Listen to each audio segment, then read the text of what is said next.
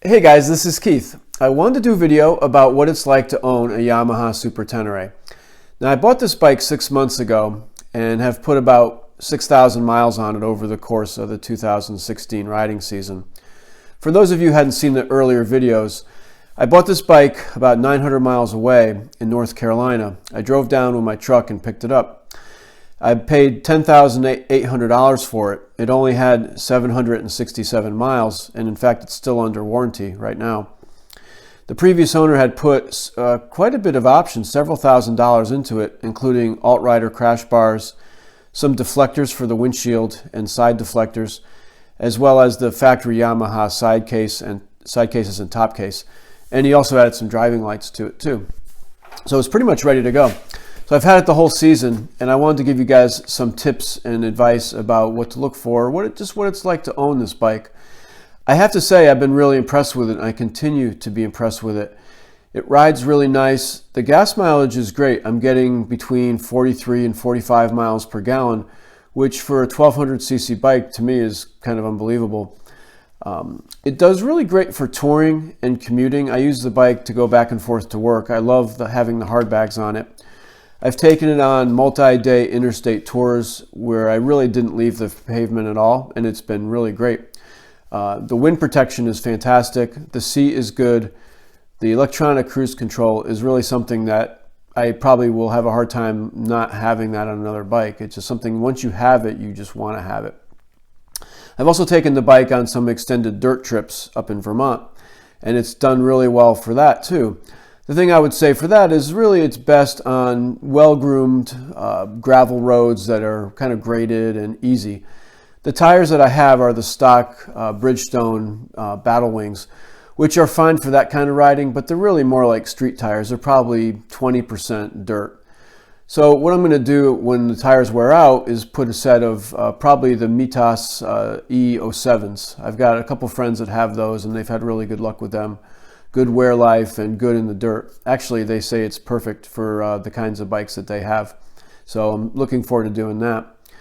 I really don't have any negatives against the bike. There's just a couple minor things where, for instance, it's got two riding modes, sport and touring. I really don't find that they work that well. The sport really kind of wakes the bike up a little bit, but the throttle is so snatchy on and off that I really just don't use it. I just leave it in tour all the time. And probably the only other complaint is that the bike is just heavy. It is what it is. It's a 600-pound bike. So for taking it off-road, it's really a lot of work to wrestle it around on some of the roads that we do. I also have a 300-pound WR 250R, and if I'm going to go riding for an hour or two in the dirt, I'll grab that bike instead. The Tenere is really made more for touring, that kind of thing. It's also a great sport touring bike. I used it in replacement of a Honda VFR 800, and I would say that the Tenere is every bit as good as the VFR, if not better.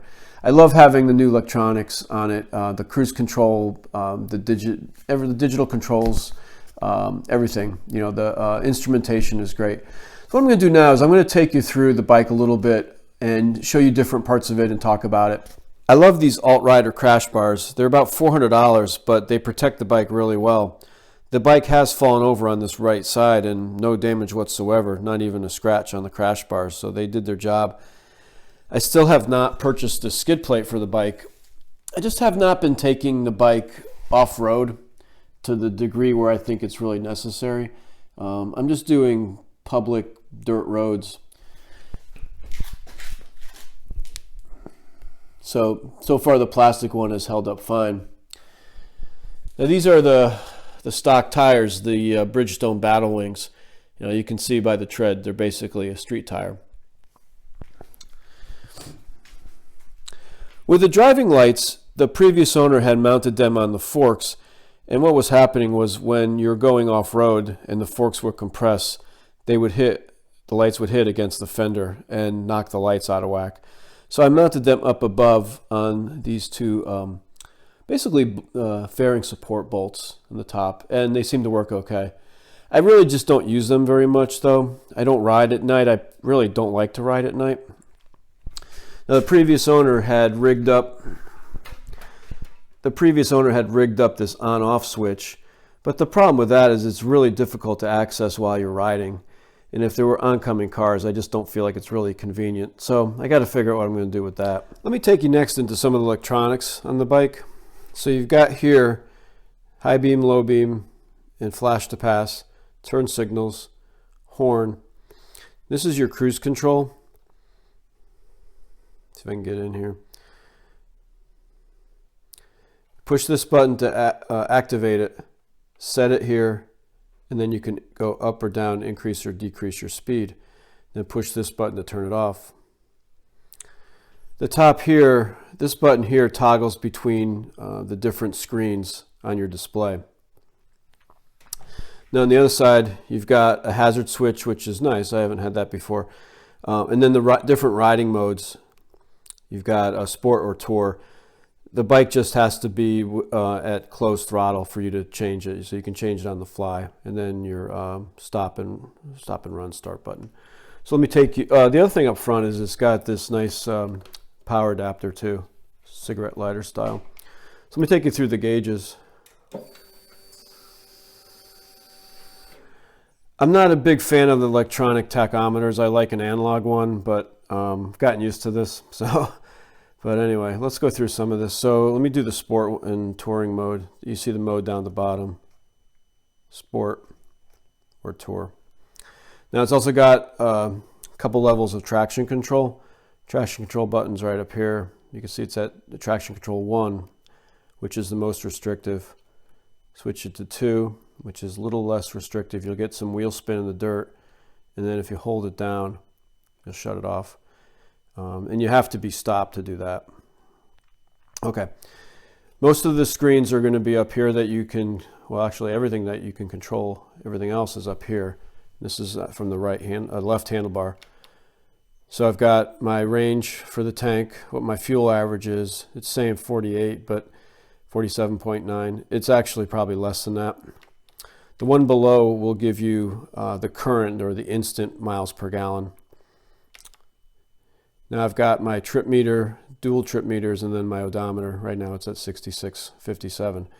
You've also got a gear indicator at the top, which is nice too. And then the last one here is your air temperature, your coolant temperature, and then the time of your trip, how many minutes, basically minutes and hours and so forth, which is kind of nice, but it resets every time you turn the key off, which is a little bit of a pain if you're taking a long trip. And then you got a clock up in the top left. So it's really complete. I really have learned to enjoy this quite a bit. Mounted a GPS up here on this bar, and that's worked out great, right in the line of vision. It's a big reach from the seat to up to the windshield, you know, but it works okay. Now the windshield, I'll show you, the previous owner had put on this kind of wing here, which you can, takes a little bit to adjust.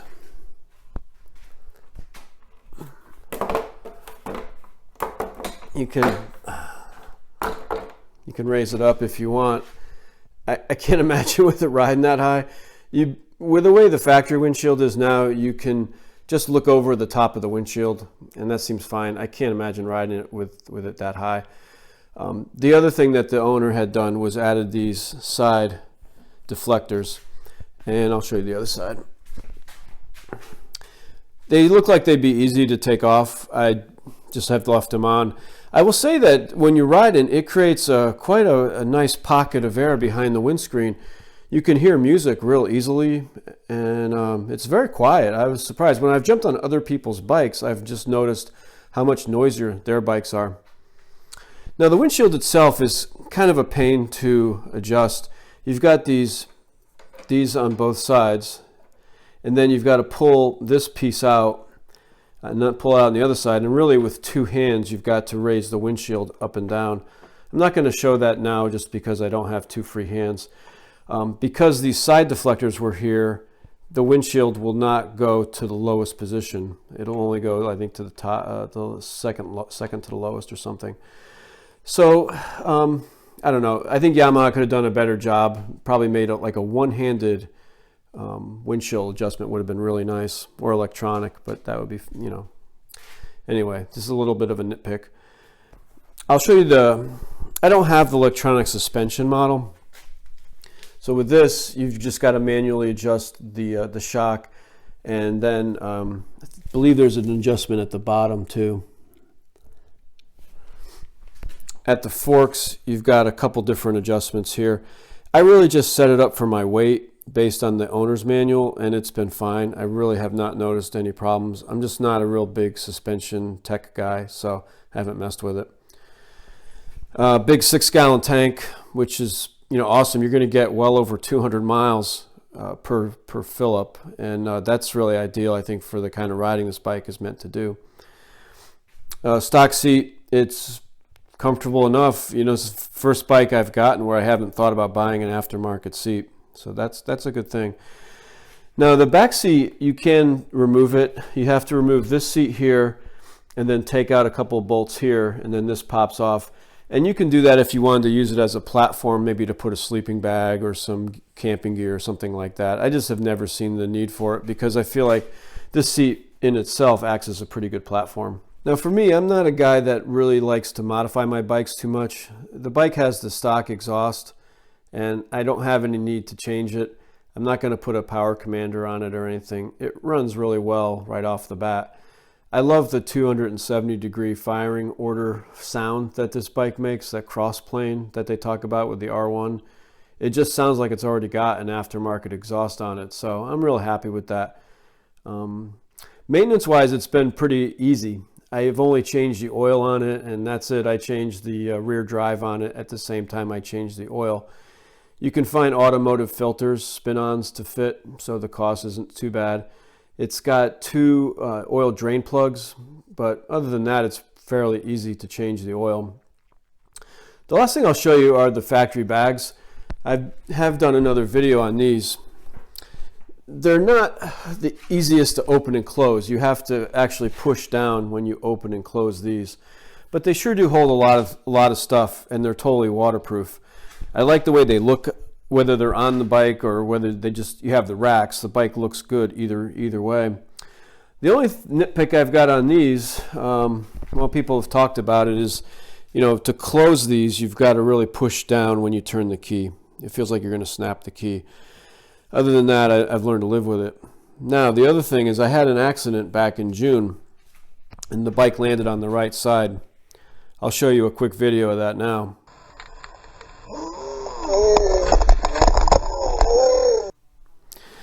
Now, as a result of the bike coming down on the right, it mashed all this up here. So I've got a big crack running all the way down here, through here, here, really about 3/4 of the way across the bag. Now, it's fairly stable. I don't overload it, but I'm still using it. I'm going to have to end up replacing this whole bag, which is about $500.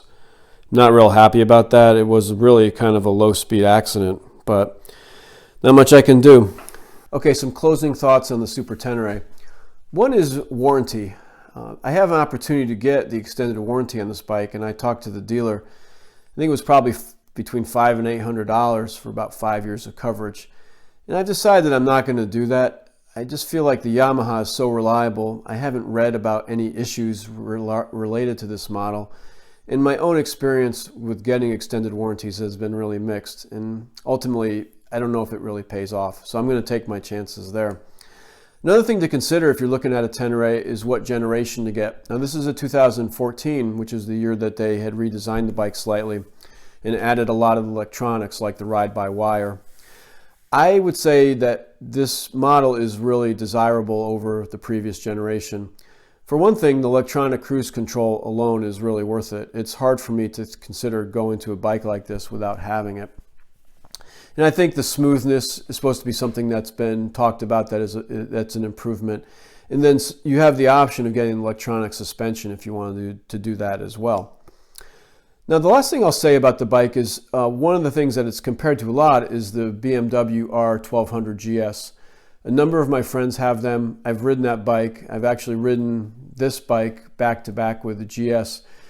And I can say pretty definitively that they're very similar bikes. They do all the things the right way. In fact, when I first saw the Tenere when it came out around, I think it was 2012, my first thought was that it was a redesigned or re-engineered version of the R1200 GS. They're very close.